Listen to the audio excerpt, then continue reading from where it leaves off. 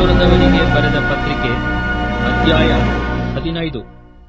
ದೃಢವಾದ ನಂಬಿಕೆಯುಳ್ಳ ನಾವು ನಮ್ಮ ಸುಖವನ್ನು ನೋಡಿಕೊಳ್ಳದೆ ದೃಢವಿಲ್ಲದವರ ಅನುಮಾನಗಳನ್ನು ಸಹಿಸಿಕೊಳ್ಳಬೇಕು.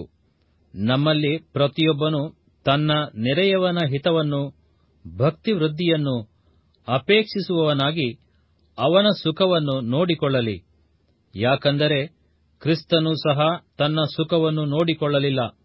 ದೇವರೇ, ನಿನ್ನನ್ನು ದೂಷಿಸಿದವರ ದೂಷಣೆಗಳು ನನ್ನ ಮೇಲೆ ಬಂದವು ಎಂಬುದಾಗಿ ಬರೆದಿರುವಂತೆ ಆತನಿಗೆ ಸಂಭವಿಸಿತಲ್ಲ. ಪೂರ್ವದಲ್ಲಿ ಬರೆದದ್ದೆಲ್ಲ ನಮ್ಮನ್ನು ಉಪದೇಶಿಸುವುದಕ್ಕಾಗಿ ಬರೆಯಲ್ಪಟ್ಟಿತು.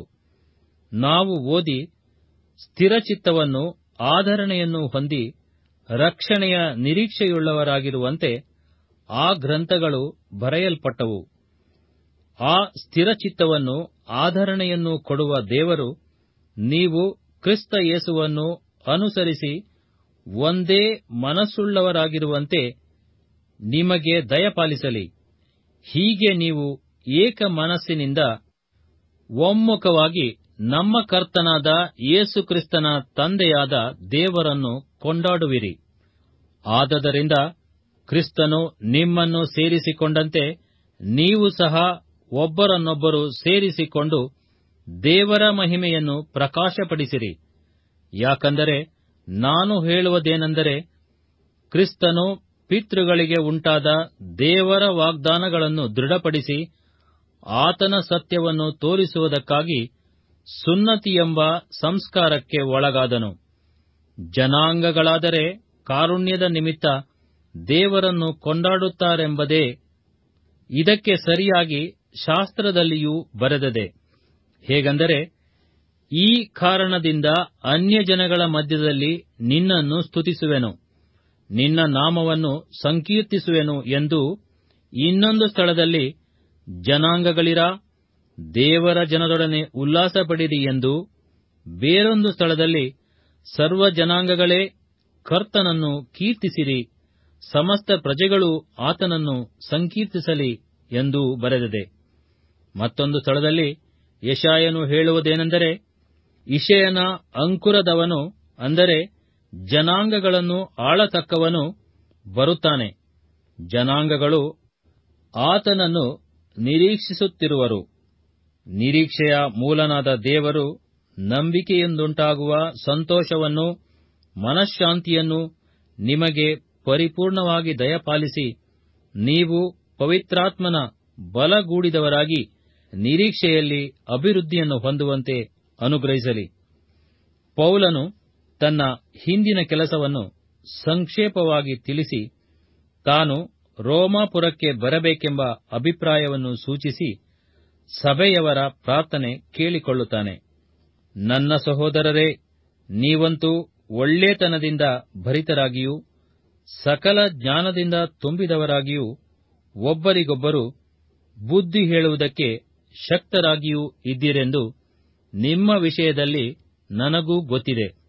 ಆದರೂ ನಿಮಗೆ ಜ್ಞಾಪಕ ಕೊಡಬೇಕೆಂದು ಅಲ್ಲಲ್ಲಿ ಹೆಚ್ಚಾದ ಧೈರ್ಯದಿಂದ ಬರೆದಿದ್ದೇನೆ. ಯಾಕಂದರೆ ನಾನು ಅನ್ಯಜನರಿಗೋಸ್ಕರ ಯೇಸು ಕ್ರಿಸ್ತನ ಸೇವಕನಾಗುವುದಕ್ಕೆ ನನಗೆ ದೇವರ ಅನುಗ್ರಹವಾಯಿತು. ನಾನು ದೇವರ ಸುವಾರ್ತೆಯ ಸೇವೆಯನ್ನು ಯಾಜಕ ಸೇವೆ ಎಂಬಂತೆ ನಡೆಸಿ, ಅನ್ಯ ದೇಶಸ್ಥರೆಂಬ ಕಾಣಿಕೆಯು ಪವಿತ್ರಾತ್ಮನ ಮೂಲಕವಾಗಿ ಪವಿತ್ರವಾಗಿದ್ದು ದೇವರಿಗೆ ಸಮರ್ಪಕವಾಗುವಂತೆ ಯತ್ನಿಸುವವನಾಗಿದ್ದೇನೆ. ದೇವರ ಸೇವೆಯಲ್ಲಿ ಹೊಗಳಿಕೊಳ್ಳುವುದಕ್ಕೆ ಕ್ರಿಸ್ತ ಯೇಸುವಿನಲ್ಲಿ ನನಗೆ ಕಾರಣವುಂಟು.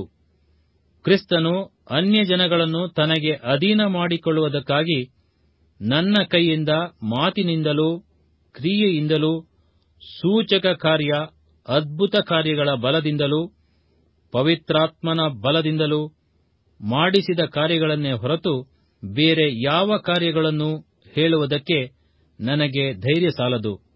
ನಾನು ಯೆರೂಸಲೇಮ್ ಮೊದಲುಗೊಂಡು ಇಲ್ಲುರಿಕ ಸೀಮೆಯ ಪರ್ಯಂತರಕ್ಕೂ ಸುತ್ತಿ ಕ್ರಿಸ್ತನ ಸುವಾರ್ತೆಯ ಸಾರೋಣವನ್ನು ನೆರವೇರಿಸಿದ್ದೇನೆ.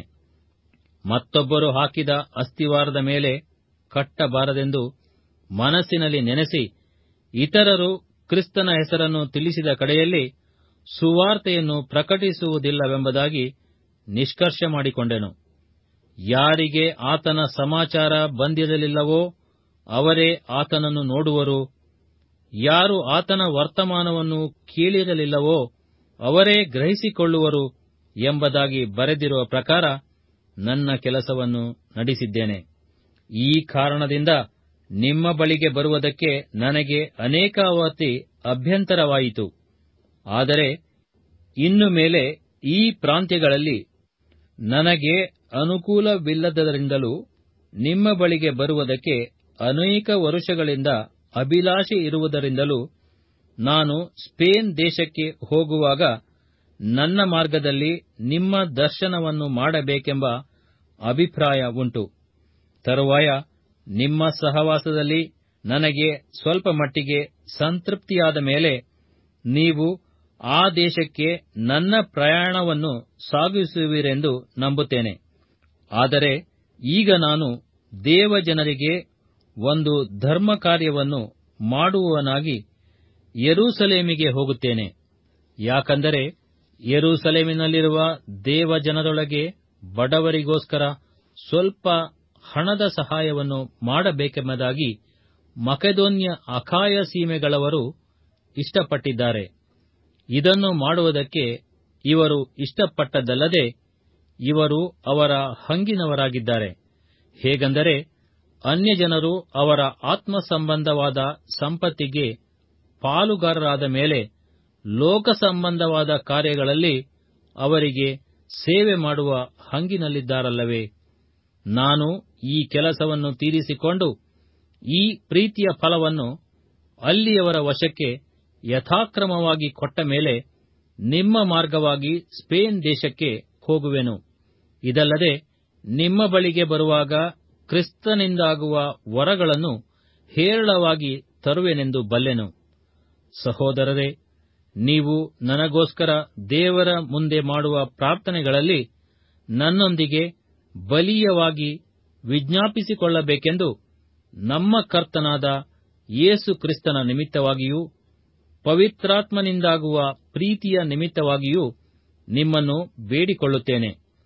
ದೇವರು ನನ್ನನ್ನು ಯೂದಾಯದಲ್ಲಿರುವ ಅವಿಧೇಯರ ಕೈಗೆ ತಪ್ಪಿಸಬೇಕೆಂತಲೂ ಯೆರೂಸಲೇಮಿಗೋಸ್ಕರ ನಾನು ಮಾಡುವಂತ ಈ ಧರ್ಮ ಕಾರ್ಯವು ಅಲ್ಲಿರುವ ದೇವಜನರಿಗೆ ಹಿತಕರವಾಗಿ ತೋರಬೇಕೆಂತಲೂ ಪ್ರಾರ್ಥಿಸಿರಿ. ಹೀಗೆ ನಾನು ದೇವರ ಚಿತ್ತಾನುಸಾರ ಆನಂದವುಳ್ಳವನಾಗಿ ನಿಮ್ಮಲ್ಲಿಗೆ ಬಂದು ನಿಮ್ಮ ಸಂಗಡ ವಿಶ್ರಾಂತಿ ಹೊಂದಲಾಗುವುದು. ಶಾಂತಿದಾಯಕನಾದ ದೇವರು ನಿಮ್ಮೆಲ್ಲರೊಂದಿಗಿರಲಿ. ಆಮೆನ್.